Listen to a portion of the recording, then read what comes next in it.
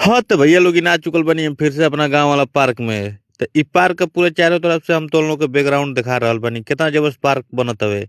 तो देख ला जा यहाँ से आई मेन फ्रंट पका मेरा गांव मेरा सन आई लव तेलमा जमालुद्दीनपुर।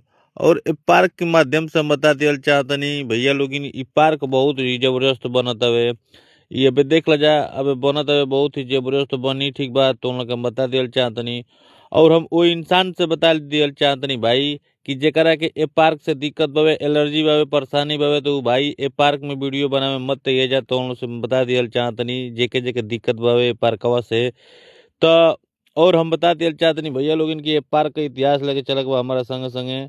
और जे जे जरूरत हवे ए पार्कवा के देख के ओके औरी जरावे के बावे तो बहुत ही जल्द ये पार्क तैयार हो जाई। और ये पार्क का उद्घाटन बावे 26 जनवरी के दिने।